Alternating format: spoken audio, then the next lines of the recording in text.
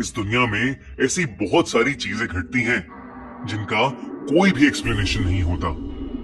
और जब ऐसी चीजें आंखों के सामने शुरू हो जाएं और अपने खुद के सर्वनाश की वजह बन जाएं, तो तब कोई भी अपनी बिलीव्स और आइडियोलॉजीज को क्वेश्चन करने लगेगा। ऐसी ही एक कहानी है डॉक्टर रोशन की। डॉक्टर रोशन एक गवर्नमेंट द्वारा अपॉइंटेड डॉक्टर थे और उनकी ड्यूटी उत्तर प्रदेश के एक छोटे से गांव गंगापुर में लगी थी। गंगापुर में पिछले कुछ दिनों से कई लोग एक बीमारी की वजह से पागल हो रहे थे। कुछ लोग तो कमजोरी की वजह से मर भी गए थे। डॉक्टर रोशन को इसी बीमारी के इलाज के लिए गंगापुर भेजा गया था। उस गांव में कदम रखते ही डॉक्टर रोशन ने सीधा उस बीमारी से जूझ रहे एक पेशेंट का चेकअप किया। रोशन ने देखा कि पेशेंट की बॉडी पर अजीब से निशान थे, जैसे किसी ने उसे जोरों से नोचा हो, और उसका शरीर नीला पड़ा हुआ था। साथ ही उसकी नसें इतनी फूली हुई थीं कि जैसे एकदम फटने वाली हों। उस बीमारी से जूझ रहे हर एक पेशेंट के साथ हूबहू ऐसा ही हो रहा था। रोशन को कुछ समझ नहीं आ रहा था, क्योंकि ऐसी बीमारी उसने पहली बार देखी थी। गंगापुर के मुखिया से जब रोशन मिला तो मुखिया ने उसे बताया कि लोगों को कोई बीमारी नहीं हुई है, बल्कि ये एक देवी का श्राप है जो उन्हें लग गया है। उन्होंने कहा कि ये सब कंस्ट्रक्शन वर्कर हैं, जिन्हें देवी के मंदिर की मरम्मत का काम मिला था। मरम्मत करते वक्त मंदिर बंद कर दिया गया था और किसी को भी मंदिर में जाने की अनुमति नहीं थी, यहाँ तक कि मंदिर के पुजारी को भी नहीं। और यहाँ की मान्यता है कि देवी को खुश रखने के लिए अपने खून का बलिदान देना होता है और उसे चढ़ाना होता है। और जब मंदिर बंद था तो किसी ने भी देवी को खून नहीं चढ़ाया। इसी वजह से देवी क्रोधित हो गई और अब उसके क्रोध का प्रकोप सब पर भारी पड़ रहा है। मुखिया ने कहा कि देवी को जल्द ही किसी की बलि देनी होगी, वरना तब तक वो खुद गंगापुर के लोगों की बलि चढ़ाती रहेगी। मुखिया ने रोशन को फौरन गांव छोड़ने की सलाह दी, पर रोशन एक बहुत ही एजुकेटेड और प्रोग्रेसिव आदमी था। इन सब में बिल्कुल यकीन नहीं करता था। उसे लगा था कि ये सब सदियों से चलती आ रही झूठी बातें हैं। लेकिन जब रोशन को गंगापुर के इतिहास के बारे में और चीजें पता लगीं, तो उसके रोंगटे खड़े हो गए। एक रोज वो गंगापुर के मंदिर के पास से गुजर रहा था कि तभी उसे एक अजीब सी बूढ़ी औरत दिखी, जो एक पेड़ के नीचे बैठी रोशन को घूरे जा रही थी। रोशन जैसे ही उसके पास से गुजरा, वो उसके ठीक सामने आ गई। उसके चेहरे पर उसके बाल बिखरे हुए थे। ऐसा लग रहा था जैसे वो कई महीनों से नहा ही न हो। अचानक वो किसी पागल की तरह कुछ बड़बड़ाने लगी। रुक्मणी, मंदिर मत जाओ, वापस आ जाओ। रुक्मणी, रुक्मणी, मंदिर मत जाओ। और यही बड़बड़ाते हुए वो बूढ़ी औरत जमीन पर गिर गई और उसे दौरे पड़ने लगे। रोशन उस पागल बूढ़ी औरत की इस हरकत से घबरा उठा। वहां एक और आदमी भी घूम रहा था, जिसने उस पागल औरत को वहां से भगा दिया।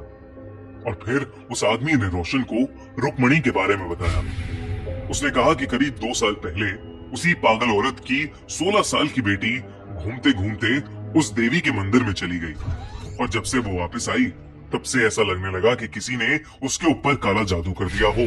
वो अजीब तरीके से बात करने लगी। मिट्टी और मिट्टी में सने कीड़े मकोड़े खा जाती थी और उस गांव के कुएं के पानी में कभी थूकती तो कभी अपना हाथ चाकू से काट के उसका खून उस कुएं में गिरा देती।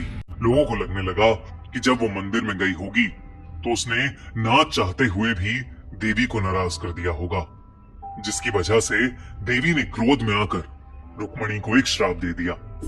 देखते ही देखते रुक्मणी की हालत और बिगड़ने लगी और एक दिन रुक्मणी गांव से गायब हो गई और वो तब से लापता है। उसकी बूढ़ी माँ उसके जाने का गम बर्दाश्त नहीं कर पाई और पागल हो गई। अब राह चलता कोई भी इंसान उसे दिख जाए तो वो उसे रुक्मणी कहने लगती है और उसे दौरे पड़ने लगते हैं।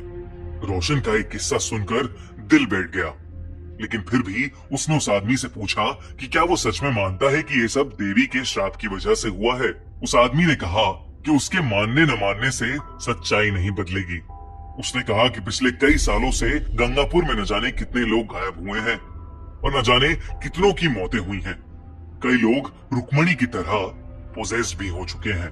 उस रात रोशन रुक्मणी के बारे में ही सोचे जा रहा था और बड़ी मुश्किल से उसे नींद आई थी।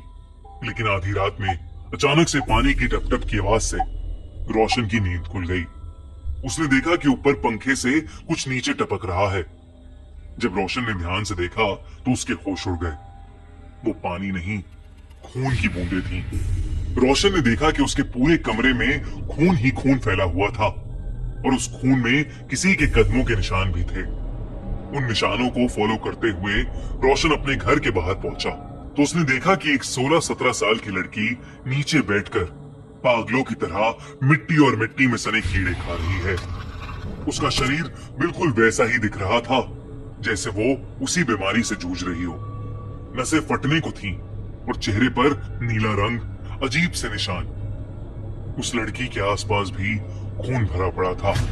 वो लड़की एकदम से उठ खड़ी हुई और फिर बहुत ही अजीब तरीके से चलते हुए रोशन की तरफ आने लगी और फिर अचानक ही उसने रोशन का गला पकड़ लिया और उसे हवा में उठा लिया। इससे पहले कि रोशन कुछ कर पाता, उस लड़की की आंखें सफेद हो गईं और उसे अजीब से दौरे पड़ने लगे। उसने रोशन का गला छोड़ दिया और रोशन नीचे गिर पड़ा। रोशन के गिरते ही वो लड़की भी बेहोश हो गई। जब रोशन ने उसे चेक किया तो उस लड़की की सांसें नहीं चल रही थी। रोशन उसे तुरंत हॉस्पिटल लेकर गया, लेकिन वहां जो उसे पता चला उससे उसके रोंगटे खड़े हो गए। जब उस लड़की के टेस्ट हुए तो पता चला कि वो उस रात नहीं बल्कि कई दिनों पहले ही मर चुकी थी और वो कोई और नहीं बल्कि उस गांव में रहने वाली उस पागल औरत की बेटी रुक्मणी ही थी। उस रात रोशन का दिल दहल गया था, लेकिन जब वो वापस अपने घर आया तो उसके घर के अंदर ना तो कोई पैरों के निशान थे और ना ही कमरे में खून की एक भी बूंद। रोशन को कुछ समझ नहीं आ रहा था कि उस रात उसके साथ क्या हो रहा है। रोशन बस सुबह का इंतजार करने लगा और अगले ही दिन रोशन गंगापुर हमेशा हमेशा के लिए छोड़कर चला गया। आज भी वो ये सोचता है कि रुक्मणी अगर पहले ही मर चुकी थी तो उस रात वो उसे कैसे दिखी और क्यों दिखी। क्या सच में रुक्मणी और उन कंस्ट्रक्शन वर्कर्स को देवी का श्राप लगा था? आपको क्या लगता है? हमें कमेंट्स में जरूर बताइए। मिस मत करना। अमान ने मुंबई, पुणे और जिन की बहुत ही क्रीपी हॉरर स्टोरी सुनाई है। एंड स्क्रीन पर क्लिक करो और अभी देखो वो पॉडकास्ट।